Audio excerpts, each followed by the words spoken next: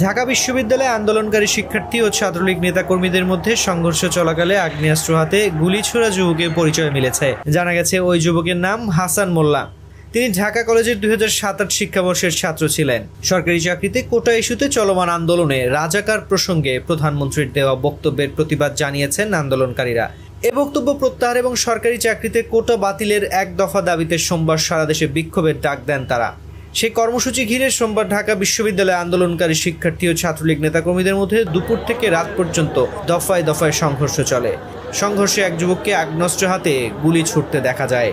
পরে সেই ছবি সামাজিক মাধ্যমে ছড়িয়ে পড়ে। ছবিতে দেখা যায় কার্জন হল এলাকায় নির্মিতব্য আর্থ অ্যান্ড এনভায়রনমেন্টাল সায়েন্সেস অনুষদের নিচে ডক্টর মোহাম্মদ শহীদুল্লাহ হল গেটে এক যুবক আগ্নেয়াস্ত্র তাক করে আছেন।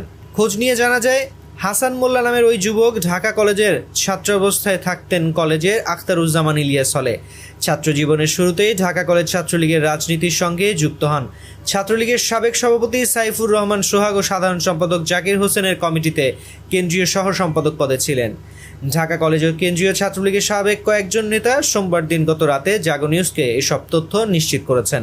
সাবেক এই নেতারা জানিয়েছেন হাসান মোল্লা আওয়ামী লীগের স্বেচ্ছাসেবক লীগের সাবেক সভাপতি মোল্লা মোহাম্মদ আবু কাউসারের ভাগ্নে, যাকে ক্যাসিনো কাণ্ডে দল থেকে বহিষ্কার করা হয়েছিল। হাসান বর্তমানে পানি উন্নয়ন বোর্ড, গৃহায়ন ও গণপূর্তের অন্যতম একজন ঠিকাদার, মালিক বনেছেন কয়েকশো কোটি টাকার। জানা গেছে অস্ত্রধারী হাসান মোল্লার বিরুদ্ধে এর আগেও কয়েকজনকে গুলিবিদ্ধ করার অভিযোগ আছে। তবে তার ব্যবহৃত অস্ত্রের লাইসেন্স আছে কিনা তা জানা যায়নি। তার গ্রামের বাড়ি গোপালগঞ্জ। সোমবার ওই সংঘর্ষ চলাকালে ঢাকা বিশ্ববিদ্যালয়ের মধুর ক্যান্টিনের সাবেক কয়েকজন কেন্দ্রীয় নেতার উপস্থিতি দেখা গেছে।